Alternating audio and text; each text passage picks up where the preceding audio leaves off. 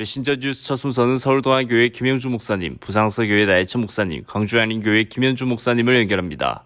부산의 초대교회인 항서교회, 118년 역사는 21세기를 들어 침체되어버린 한국 기독교가 재부흥하는 데 귀한 교훈과 지침이 되고 있습니다. 이지선 교수의 간증 속에 여러분 아시죠?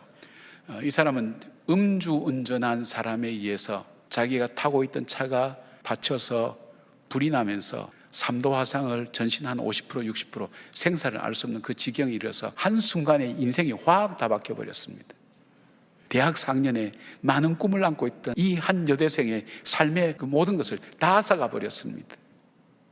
근데 어느 날 나는 사고를 당했지, 음주운전한 사람에서 사고를 당했지, 그렇게 얘기하니까 자기는 항상 피해자라는 생각이 들더랍니다. 이 피해자의 이 굴레에서 벗어나질 못하겠더라는 겁니다. 아니지, 나는 당했다고 얘기하지 않을 거야. 이제는 내가 사고를 만났다라고 얘기할 거야. 당했다면 늘 피해자라서 거기에 묶여 다니지만 내가 만났다고 할 경우에는 내가 싫으면 빠이빠이 하면서 떠나보내면 되지. 그렇게 생각을 바꾸었습니다. 그러면서 그 사람을 용서할 수 있고 과거를 과거로 보낼 수 있었고 앞길을 인도하시는 주님을 따라 걸어갈 수 있었습니다. 얼마 전에 전화 왔습니다. 목사님, 제 모교인 이화여대 교수로 채용됐어요. 얼마나 감사한지 몰라요. 한동대학 멀리 있어서 몸도 안 좋은데 가까이 오면 좋겠다, 이제 그렇게 얘기했더니 아마 그 말이 기억났는지 전화를 했어요. 하나님께서 자기의 삶을 인도해 오셨던 그 삶의 이야기들, 그것은 주님이 동행하셨던 그 걸음이었습니다. 결국 혼자 걸어올 수 없었던 길이었습니다. 그렇습니다, 여러분. 우리 시련과 고난을 당한 것이 아닙니다. 누구 때문에 내가 당했다 이런 생각하면 항상 피해자로 살아야 됩니다. 그러나 여러분, 누구를 만났다고 생각해 보십시오. 만난 사람은 헤어지면 됩니다. 떠나보내면 됩니다. 거기서 자유로울 수 있습니다. 과거를 과거로 보내고 상처를 상처로 보내면서 새로운 삶을 따라서 걸어갈 수 있습니다. 그 길을 주님께서 예비하고 계신다는 사실입니다. 두려워 말라, 내가 너와 함께 함이니라. 놀라지 말라, 나는 너의 하나님이 됨이라. 내가 전능한 내가 너를 도와주리라. 너를 굳세게 하리라. 나의 오른손으로 너를 붙들어서 반드시 승리하게 하겠다고 약속하시는 이사야를 통해 주셨던 그 말씀이 오늘 어쩌면 우리에게 주시는 주님의 말씀이 아닐까요? 우리 항서교회는 한국교회의 초대교회입니다. 우리 교회가 지금 118년의 역사를 이어오면서 부산에 선한 영향을 나타냈습니다.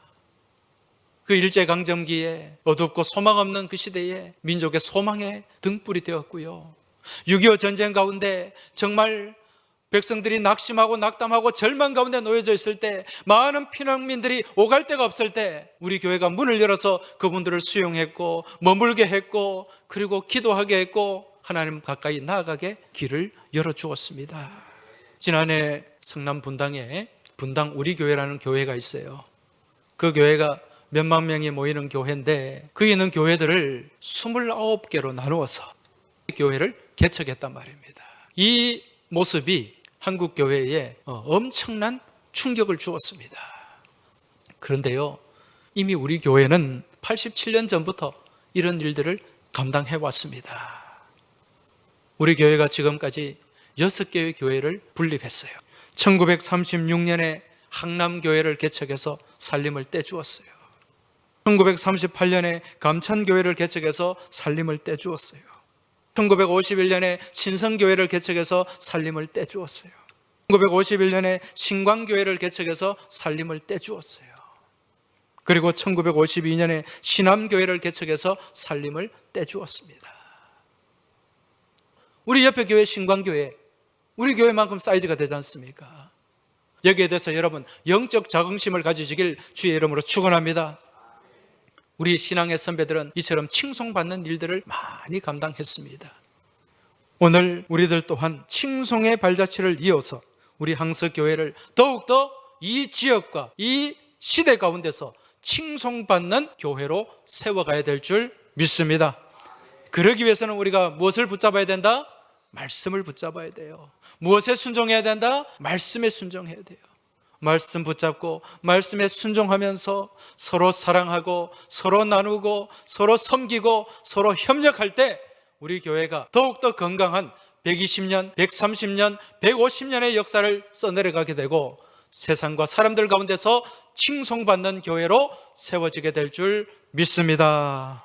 자녀들 때문에 이스라엘의 걱정거리가 된 사무엘의 모습을 통해 성경은 우리에게 무슨 말씀을 하고 계시는 걸까요? 믿음은 세습되지 않는다. 아버지가 그렇게 믿음이 좋고요, 훌륭한 이스라엘의 지도자임에도 불구하고 사무엘의 아들들은 아버지의 믿음을 물려받지 못했습니다. 우리가 존경하는 장로님들, 권사님들, 목사님들, 집사님들 계시는데 그분들의 자녀들 가운데 그 믿음을 그대로 물려받지 못한 자녀들이 많아요, 적어요? 많습니다. 다 물려줄 수 있는데 사무엘에게 있는 하나님을 향한 믿음은 세습이 안 됩니다. 여러분의 자녀들의 신앙은 어떻습니까? 우리 딸들은요, 저보다 믿음이 별로 안 좋아요. 양림교회 모든 성도가 믿음을 자녀들에게 유산으로 물려줄 수 있기를 바랍니다. 그러나 기억하십시오. 믿음은 세습되지 않습니다. 믿음은 학습된다. 성경은 자녀들에게 믿음을 유산으로 물려줄 수 있는 방법을 이렇게 말합니다. 신명기 6장 4절에서 9절까지 말씀. 이스라엘아 들으라. 우리 하나님 여호와는 오직 유일한 여호와이시니 너는 마음을 다하고 뜻을 다하고 힘을 다하여 내 하나님 여호와를 사랑하라. 오늘 내가 내게 명하는 이 말씀을 너는 마음에 새기고, 누구를 가르치라는 거예요? 자녀들을 가르치라. 집에 앉았을 때든지 길을 갈 때든지 누워있을 때든지 일어날 때든지 이 말씀을 강론할 것이며, 누구한테 강론하라는 거예요? 자녀들에게 강론하라. 나는 또 그것을 네 손목에 매어 기호를 삼으며 내 미간에 붙여 표로 삼고 또 내 집 문설주와 바깥문에 기록할지니라. 그래서 자녀들에게 가르치라는 거예요. 믿음은 세습이 아니라 학습됩니다. 부모가 자식들을 집에서 가르쳐라. 여기 앉아 계신 3040 젊은 우리 부모님들은 자식들을 집에서 잘 가르치시기 바랍니다. 저도 사무엘처럼 사역하느라 바빠서 우리 아이들 신앙교육을 제대로 못 시켰습니다. 우리 아이들이 다 커버렸어요. 컸는데 보니까 나보다 신앙이 훨씬 안 좋아. 어떻게 할 수가 없어요. 사무엘도 똑같았을 거예요. 여러분, 취업, 유학 이런 거요, 잘 되면 좋죠. 아무리 공부를 잘하면 뭐랍니까? 아무리 잘 살면 뭐답니까? 내가 믿는 하나님과 동행하지 않고 지 멋대로 사는 딸이 있으면 저는 걱정하면서 살아야 돼요. 이번 주 토요일 날 온가족 새벽 기도를 통해서 우리 자녀들을 새벽 기도에 다 데리고 나오는 날로 해야 되겠습니다. 우리 자녀들 다 새벽 기도 데리고 나오십시오. 그래서 하나님 앞에 기도하며 사는 자녀들이 되었으면 좋겠습니다.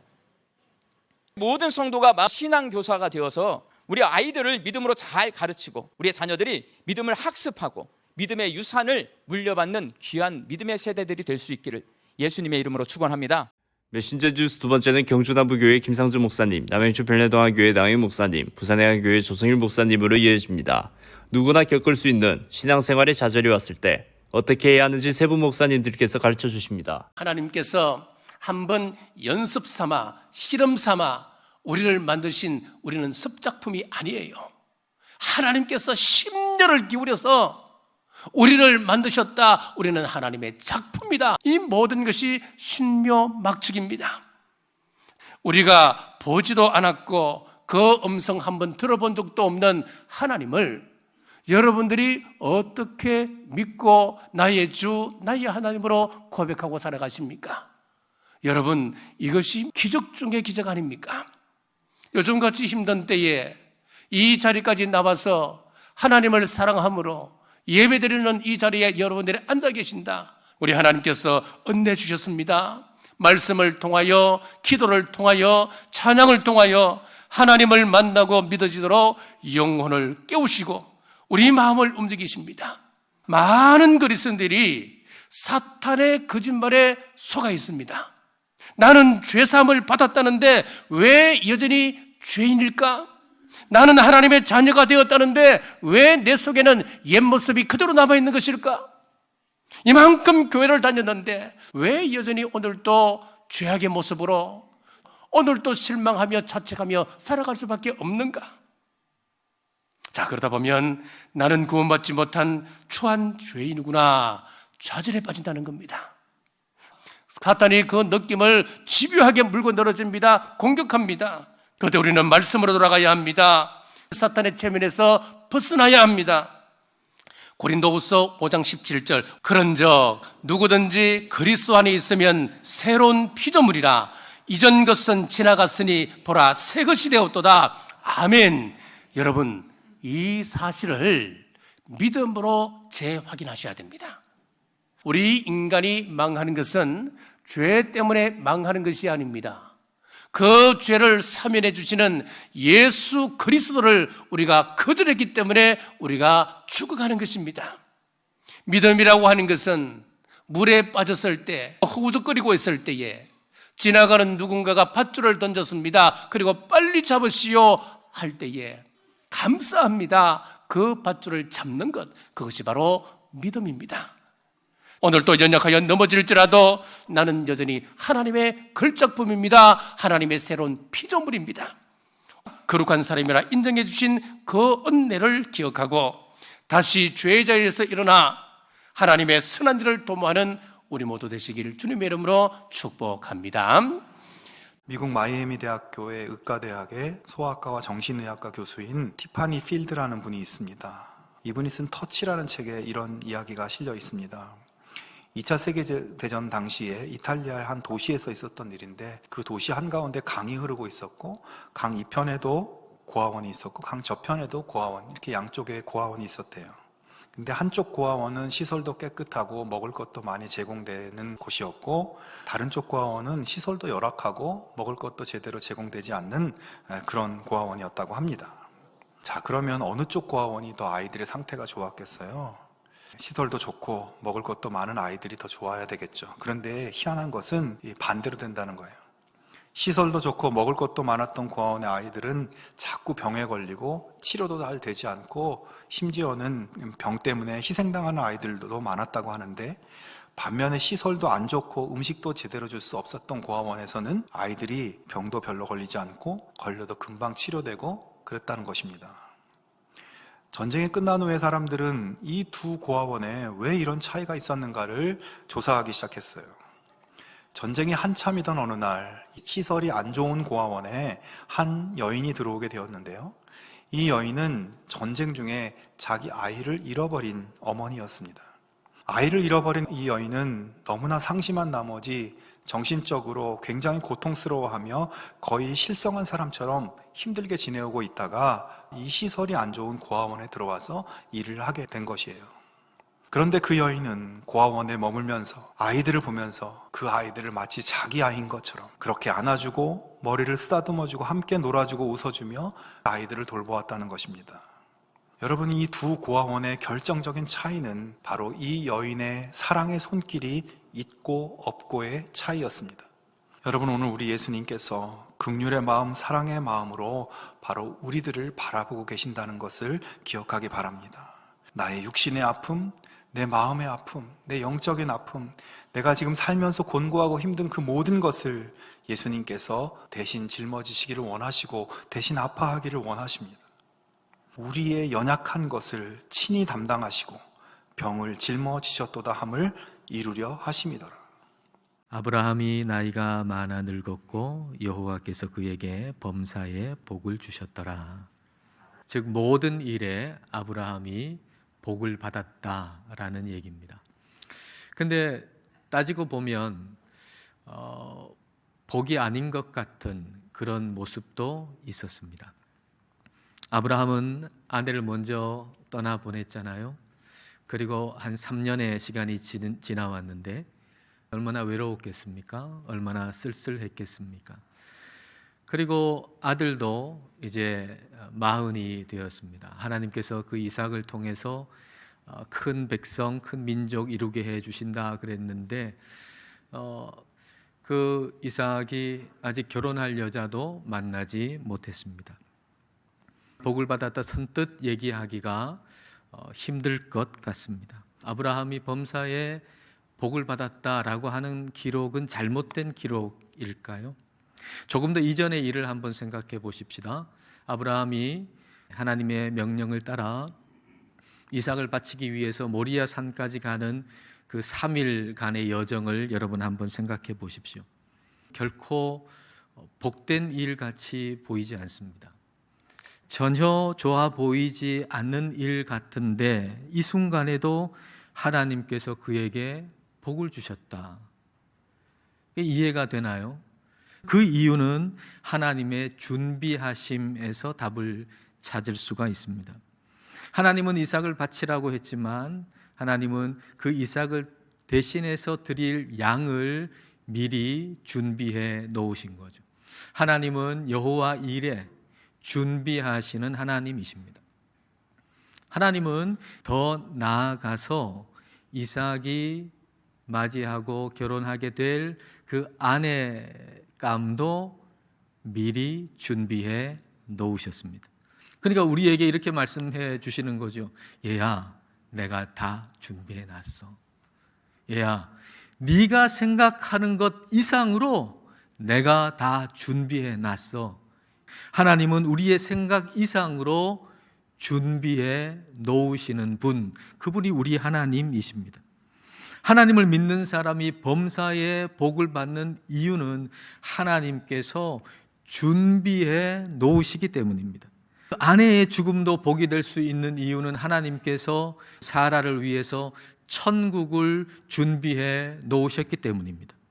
우리는 막막한 인생을 사는 게 아닙니다. 우리 하나님께서 이미 준비하신 것을 찾아가는 여정이 우리 믿음의 사람들의 삶의 길이에요.